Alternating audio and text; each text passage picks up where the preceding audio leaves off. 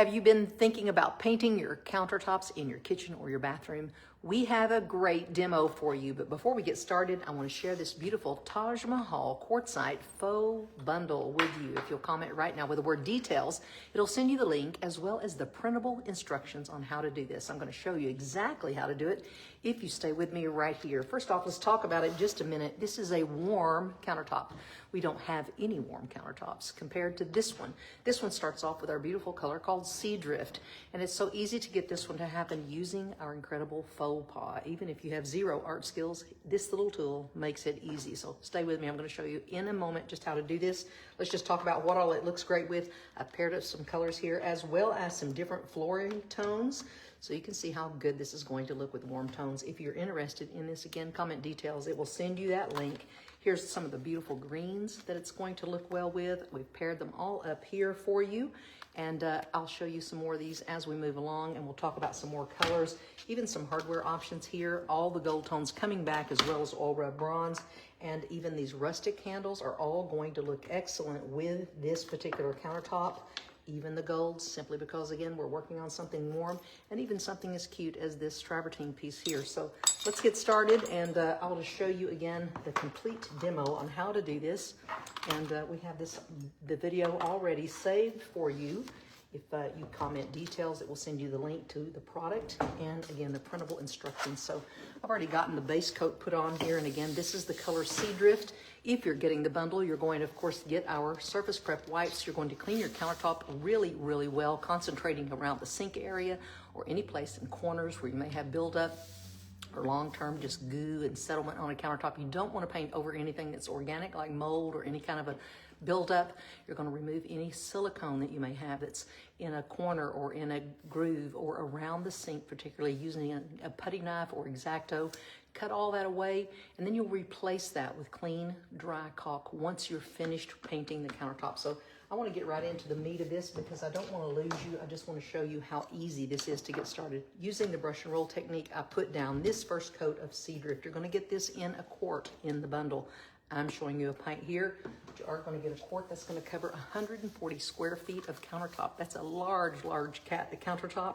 You can do the math simply by just taking the linear feet of your countertop that you have, just eyeball it, and it's just counted as 3 feet wide, and you're going to then kind of get a linear idea of how much this is going to cover. But this is going to cover a good-sized kitchen. We say medium in the directions, but I have a feeling it's going to cover more than a medium, so you can do the math very quickly there. So the first thing that you're going to do is you're going to use this amazing little product here called Whitewash Antiquing Gel, and you're going to put on after you do the Sea Drift, this piece here, and let it dry well. Work in small sections. That's the easiest way I can tell you to accomplish this, and don't try to knock it all out at once because you want to work wet and you want to keep this all moving along at the same time. So if you have an area that's clearly defined, let's say beside of your sink or beside of your stove, work that area, finish that area, and then move on to the next. So I'm brushing on a fairly liberal coat of this. I'm not worrying about what it looks like at this moment. And here's why you want to work in small sections. You're going to take out one of your true applicators, and you're just going to kind of smear this. You're going to kind of work in little swirly motions. This is all dry. I'm not putting on any water onto this. You're just going to try to create a nice organic looking background to put on this whole look that we're going to do here. So if you're familiar with Taj Mahal Quartzite, it's the #1 searched and used countertop right now at this time. It's very expensive, and it is a gorgeous stone that really picks up on warm tones. So the next piece of this thing that you would be doing if you purchase this bundle is you're going to have an 8-ounce size of almond, and you're going to use the faux paw for the first time. This is a silicone mat that goes onto your hand, so no matter what your skills are, you don't have to be able to do any kind of fancy painting. This little tool is going to make it possible. So the first thing you're going to do is, oops, start with the wrong color. Sorry about that. I get my whole thing confused here. First thing you're going to do is put on Sea Drift. I want to kind of bury this color in this. I did this way the first time, and I changed my process a bit. So you're going to first put on, after you put on that whitewash, you're going to brush on the Sea Drift. And you're going to stamp it onto this surface all over, putting on a decent amount of the product. Just continue brushing until you cover this entire surface. You don't have to be good at any type of painting. Everyone can do this. Just making sure to go edge to edge, go up your backsplash and all of those areas to make sure you have everything covered around the front of the bull nose of the countertop if you happen to have a formica that you're going over. Now you're going to take your dry roller, putting that dry roller onto this wet paint, lightly rolling. So you can see that the pattern's remaining, but it's beginning to kind of blur it out here and softly mute this out, which is what we're after.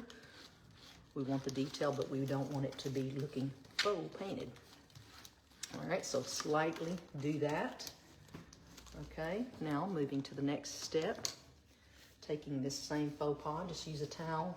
You don't even have to wipe this off, but I want these warmer tones to come into play here. So the next color we're going to put onto the faux pas is almond. And almond is a beautiful creamy white, and that's where the lightness comes from in this countertop. Comment the word details, and it will send you all that you need to know here. We'll also send you a video that we'll be doing. So you can have all of this at your fingertips and that printable directions. It shares the link and it will just tell you there to print. All right, so now that you have that on, taking that same little roller, you get a pack of 2 of these, lightly roll, just again to soften and blend this away. And just to get that pretty soft pattern. It's picking up some of the wet, continuing to blur the lines here, but still keeping in that pattern that we stamped. And that's going to begin to start layering this look of stone coming here. All right, is it hard so far? Is everybody thinking they could do this? Could you handle this one? This is one of the easiest ones, I think. Oh, great. So now that you have that done, take a rag. Again, you don't even have to do that. It's up to you. Go back to your brush here with the whitewash antiquing. This was the first thing that we did. We're going to add it again.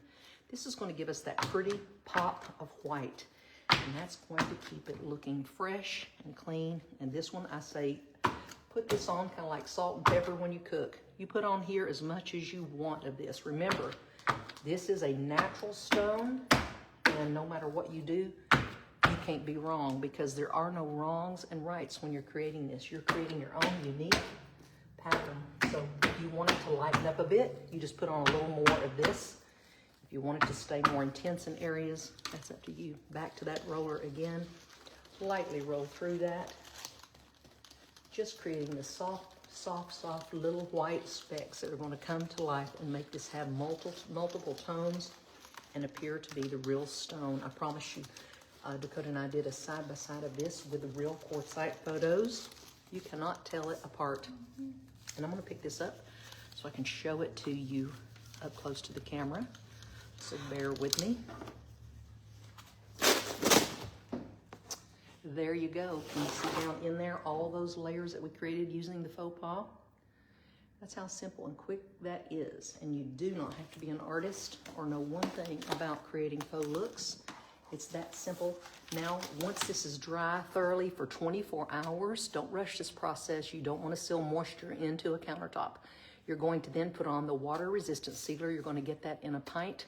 You're going to apply 3 thin coats using your Syntec brush, rolling it out with the roller. Now, I stress to you thin coats. That doesn't mean because you think it's going to put on more, it's going to protect it more. It really does work the opposite of that.